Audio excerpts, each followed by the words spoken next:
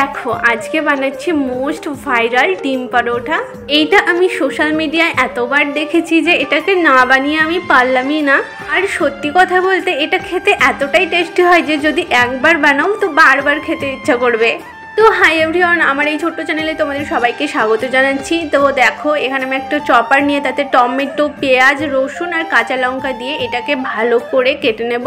এই চপার বোলটা এতটাই ভালো যে এক নিমেষেই পুরো কেটে কুচি কুচি হয়ে যায়। এই যে দেখো, এবার একটা পাত্রে আমি এইটাকে ঢেলে নিচ্ছি।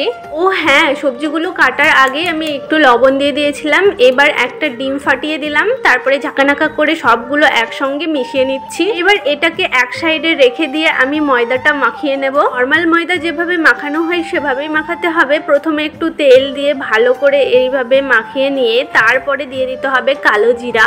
এইবার একটু একটু করে জল দিয়ে ময়দাটাকে ভালো করে মাখিয়ে নিতে হবে। এইবার বলি, আমার চ্যানেলে যারা নতুন তারা অবশ্যই আমার চ্যানেলটিকে সাবস্ক্রাইব করে দিও, আর যারা ফেসবুক থেকে দেখছো পেজটিকে অবশ্যই ফলো করে দিও। এদিকে দেখো আটা মাখা আমার রেডি হয়ে গেছে। এবার আমি এতে অ্যাড করছি ইনোর একটা পুরো প্যাকেট লাগবে না, এই যে এইটুকু দিলাম। তারপরে দিলাম বেকিং সোডা। এবার এটাকে আমি ভালো করে মাখিয়ে নেব।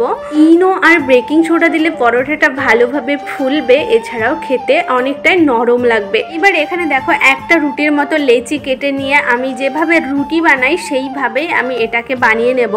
নিচে একটু একটু শুকনো আটা দিয়ে একদম নর্মাল সাইজের একটা রুটি বানিয়ে নিতে হবে। রুটি বানানো হলে রুটির উপর এইভাবে শুকনো ময়দা ছিটিয়ে দিতে হবে। তারপর আমি যেভাবে দেখাচ্ছি এইভাবে রুটিটাকে ভাঁজ করে নিতে হবে। এইভাবে ভাঁজ করে নিলে প্রতিটা লেয়ারে লেয়ারেই রুটিটা ফুলে ওঠে। এবার দেখো স্কোয়ার শেপে এটাকে আমি বেলে নেব।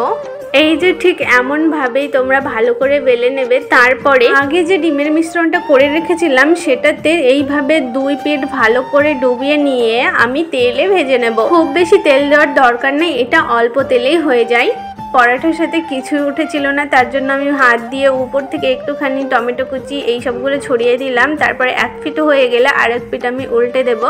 এই পিঠটা যখন হালকা হালকা ভাবে ফুলে উঠবে তখনই আবার আমি উল্টো পিঠে উল্টে দেব। দেখো কতটা ফুলে উঠছে, খুব সুন্দরভাবেই ফুলে ওঠে, দেখতেও দারুণ লাগে। এই যে দেখো এইভাবে এক সাইড ফুলে গেলে চাপ দিয়ে পুরো পরোটাটাই ফুলে ওঠে। তো আমার ভিডিওগুলি তোমাদের কেমন লাগছে অবশ্যই ছোট্ট একটা কমেন্ট করে জানিও, আর ভালো লাগলে অবশ্যই লাইক করে দিও, শেয়ার করে দিও।